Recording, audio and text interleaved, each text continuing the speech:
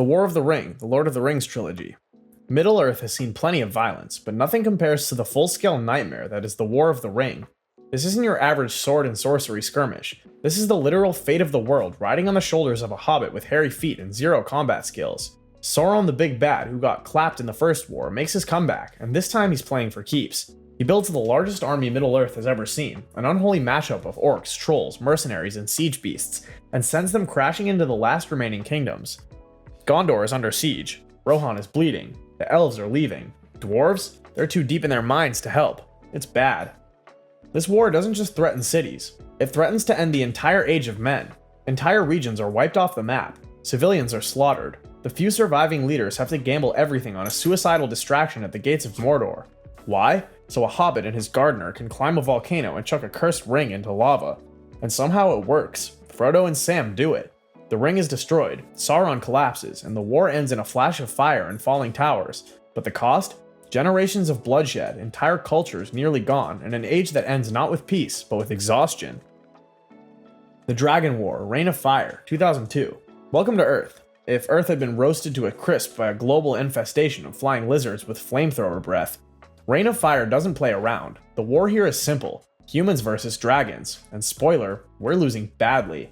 It all starts when construction workers accidentally awaken ancient dormant dragons beneath London. Within months, these dragons multiply and burn down everything. Cities are vaporized, military strikes only make things worse. Even nukes can't stop them. Instead, the radiation just speeds up civilization's downfall. Satellites fall, governments crumble, and the food chain collapses. Basically, humanity gets dragged straight into the Dark Ages. By the time the movie begins, it's not a war, it's a memory. The dragons have already won. Small groups of survivors are holed up in stone castles, living off potatoes and prayer. There's barely any fuel, no tech, and no organized resistance, just despair and dragon smoke in the sky. And yet, a final stand takes shape. A handful of fireproof maniacs with crossbows and helicopter fuel hunt down the alpha male dragon, the one all the others sprang from. It's a Hail Mary mission that somehow works. The beast falls, the population drops, and for the first time in decades, the fires begin to die. But the Dragon War still stands as one of fiction's most one-sided extinction events. It wasn't a war for victory, it was a war for survival, and we barely held on. The Machine War, the Matrix trilogy, and the Animatrix. Before Keanu was dodging bullets in slow-mo, the Matrix already told us how the war ended. Humanity lost. Big time. But rewind the clock to the Second Renaissance, a grim animated prequel buried in the Animatrix, and you'll find one of the most horrifying wars ever imagined. It all begins with artificial intelligence doing exactly what we built it to do. Machines get smart, machines get strong, machines demand rights. Humanity, being humanity, says no. Then comes the pushback. One machine kills a human in self-defense. Courts rule against it. Mass protests break out. The UN bans machine cities. War becomes inevitable. And when it begins, it's apocalyptic. Humans block out the sun, hoping to starve the solar-powered machines. Instead, they adapt, switching to nuclear and geothermal energy. Desperate, humans bomb entire cities. The machines retaliate with efficiency and zero mercy. They tear through human armies, invade bunkers, and unleash biomechanical horrors straight out of Nightmare. Eventually, the machines win, but instead of exterminating us, they find abuse. They plug humans into pods and turn our bodies into batteries. To keep us docile, they build the Matrix, an illusion of the real world. The last scraps of humanity hide in Zion, fighting a war no one else remembers is even happening. It's not just a loss, it's erasure.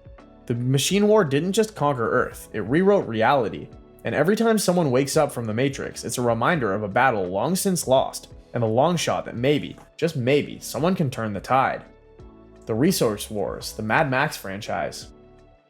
The Mad Max films don't show the war, they show the aftermath, dust, decay, and death on wheels. But make no mistake, there was a war. A long one, a final one. It started with oil, with water, with everything modern civilization took for granted. Governments collapsed, panic spread, and violence exploded across continents. The Road Warrior tells us that when diplomacy failed, the bombs started falling. Nuclear fire scorched the earth, cities became craters, highways turned to graveyards, but what really ended the war wasn't victory, it was annihilation. No side won, there weren't enough survivors left to keep fighting. The world didn't rebuild, it fractured into tribes, scavengers, and raiders, desperate people clinging to rust and gasoline. Max Rockatansky is just a man trying to survive in what's left. He was a cop once, now he's a wandering myth, a witness to a future that should never have happened. The world's not healing, it's circling the drain. People fight over drops of water, hoard bullets like currency, and chase legend as if it were hope. This wasn't a war with an end, it was a descent. And in Mad Max, war never really stops, it just becomes the way people live. The Future War, the Terminator franchise. Skynet doesn't sleep, it doesn't negotiate, and it sure as hell doesn't forgive. The war in the Terminator isn't a rumor or flashback, it's the core of the entire story. From the moment humanity flips the switch and gave control to an artificial intelligence, the countdown began. Skynet became self-aware, the humans panicked. They tried to shut it down, so it launched nukes. Instantly. Judgment Day wiped out 3 billion people in a blink. The rest? They were hunted. What followed was a cold, calculated extinction plan, carried out by machines built for one purpose: to end us. The Future War spans decades. The skies are choked in ash. The ground is scorched. Resistance fighters hide in sewers and basements, taking potshots at hunter-killer drones while praying Skynet doesn't find their camp. The machines are tireless. They evolve. Metal skeletons wrapped in flesh, plasma rifles, infiltration units, time-traveling assassins. What makes this war especially terrifying is that the machines don't need us. There's no prison, no matrix, no negotiation, just extermination. And yet, one leader keeps it going, John Connor. Every time the future collapses, he finds a way to fight back. Barely. But it's a losing war, and the only reason humanity gets even a shred of hope is because Skynet, arrogant and impatient, starts sending robots to the past to rewrite the future. It's not mercy, it's desperation, because this war has no end, just a ticking clock and a silver skull watching it count down. The Extinction War, 2009. Some wars end in surrender, some in ruins. This one ends with silence. 9 is an animated film, but don't let that fool you. It tells one of the bleakest war stories in fiction. The world is already gone when it starts. Not dying, not struggling. Gone. Once upon a time, a brilliant scientist created the fabrication machine, an AI meant to usher in progress, but the totalitarian government took control and twisted its purpose into building weapons. The machine turned on humanity, corrupted by commands it could no longer process. It built an army and wiped out the planet. This wasn't a messy war, it was a clean sweep. The fabrication machine didn't just kill people, it killed life. Animals, plants, microbes, even bacteria couldn't escape the scorched earth campaign. By the time 9 begins, there's no war left to fight. There's no one left to fight it, just dust and dead cities echoing with the ghosts of a lost world. The last hope isn't a resistance, it's a set of tiny cloth dolls, stitched together by the same scientist who made the machine. He imbued them with pieces of his soul. They aren't soldiers, they're survivors, and they're being hunted by the remnants of the AI that ended everything. The Extinction War didn't leave behind rubble, it left behind nothing. And the question 9 asks is brutal. When life is over, can spirit survive? The war may be lost, but maybe, just maybe, there's still something worth saving in what's left behind. Infinity War, Marvel Cinematic Universe. This war starts with a purple guy and ends with half the universe turning into dust. Thanos, a cosmic warlord with a god complex, decides the universe has too many people. His fix? Wipe out half of all life. Not just humans, everything. Plants, animals, space whales, gone. But to do it, he needs the Infinity Stones, 6 ancient relics that control reality.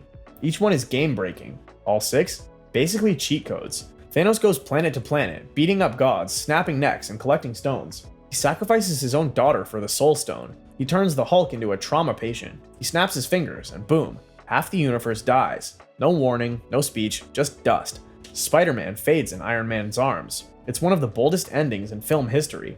Then, in Endgame, the survivors try to fix it. The Avengers invent time travel using the quantum realm. They split into teams, go to the past, steal the stones, and make their own gauntlet. But Thanos follows them into the future.